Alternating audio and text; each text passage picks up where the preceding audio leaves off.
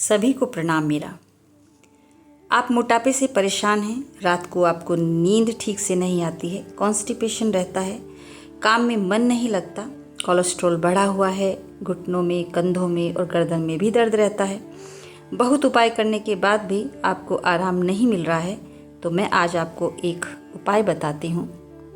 चाहे हमारा शरीर हो, हमारा दिमाग हो, जब पेट खाली होता है तो सबसे अच्छा कार्य करता है। सूर्य उगने और ढलने के साथ ही हमारी जठरा अग्नि अर्थात भोजन को पचाने वाली अग्नि कम और अधिक होती है। इसलिए दोपहर को हमारी जठरा अग्नि सबसे तेज होती है। सूर्य ढलने के साथ यह कम होती जाती है।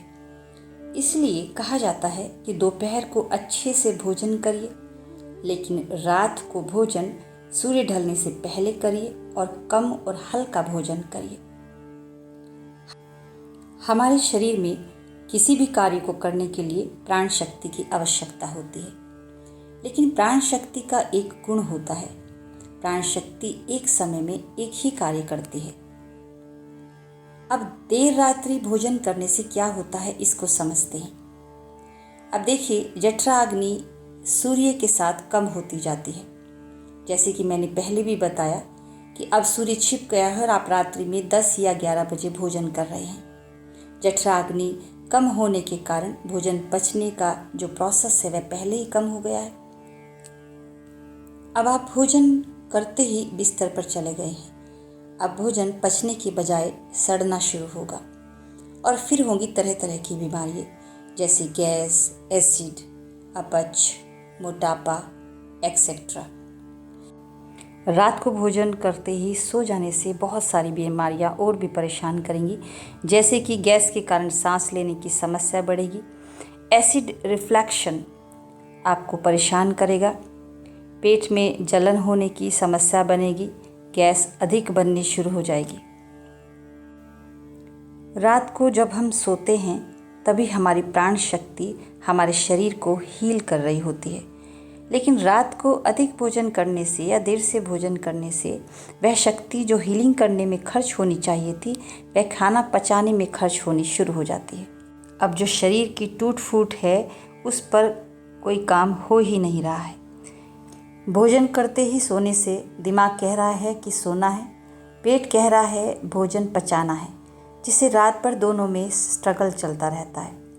और जब सुबह उठते हैं तो समस्या होती है कि पेट साफ नहीं होता, शरीर भी थका हुआ रहता है, आप फ्रेश फील नहीं करते हैं, किसी भी काम को करने में आपका बिल्कुल भी मन नहीं लगता है।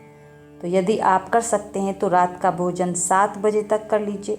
यदि आप 10 बजे तक सोने जाते हो तो सोने के समय तक आपका 70 से 80% तक भोजन पच जाता है।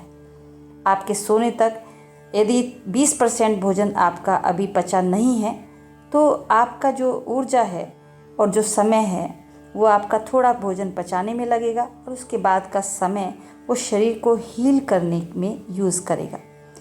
रात को यदि आप जल्दी भोजन करते हैं, यानी 7 बजे तक भोजन कर लेते हैं, तो आपको बेहतर नींद आएगी, वज़न में आपकी कमी होगी, हार्ट अटैक के चांस भी कम होंगे, डायबिटीज़ कंट्रोल होगी।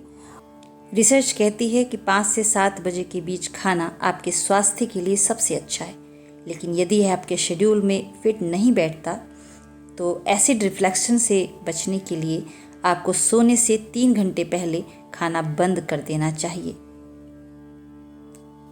नेशनल इंस्टीट्यूट ऑफ हेल्थ ने डायबिटीज़ पेशेंट के 2 समूह बनाए।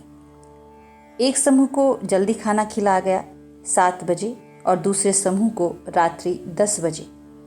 3 दिन तक 24 घंटे उनकी डायबिटीज़ पर नज़र रखी गई। देखा गया कि जो लोग जल्दी भोजन कर रहे हैं, समय पर सो रहे हैं, उनकी डायबिटीज़ में दूसरे समूह के लोगों से 10% अधिक सुधार आया है। दरअसल ऐसा क्यों होता है कि रात्रि जल्दी भोजन करने वाले व्यक्ति स्वस्थ रहते हैं? इसका एक वैज्ञानिक कारण है। हमारे शरीर में जो सेल्स होते हैं उनका अपना एक मैकेनिज़्म होता है जिसे ऑटोफेजी कहते हैं। सेल सर्वाइव करने के लिए अर्थात जिंदा रहने के लिए इस मैकेनिज़्म को यूज़ करते हैं। अब इसे यूज़ कैसे करते हैं? अपने ही अंदर जमा हुए, जो सेल के अंदर जमा हुए अननेसेसरी चीज़ें हैं, जैसे डेड वायरस हो गया, एंजाइम्स हो गए, ख़राब प्रोटीन हो गया, उनको वो यूज़ करता है और उससे ही एनर्जी बनाता है, जिससे वह सेल जिंदा रहता है। अब यह मैकेनिज़्म उस समय काम करता है जब हमारे अंदर कैलोरीज कम होंगी, अर्थात हम कम भोजन करेंगे। क्योंकि कैलोरी कम है, सेल के अंदर एनर्जी बनाने के लिए कोई दूसरी चीज़ है ही नहीं, उस समय ऑटोफेजी यूज़ होगी। इससे सेल की उम्र बढ़ेगी और सेल मरने से बच जाएगा। जब हम योग करते हैं, एक्सरसाइज के समय भी ऑटोफेजी यूज़ होती है। अब आपके सेल मरेंगे नहीं तो आपकी उम्र लंबी होगी और आप हेल्दी भी रहेंगे।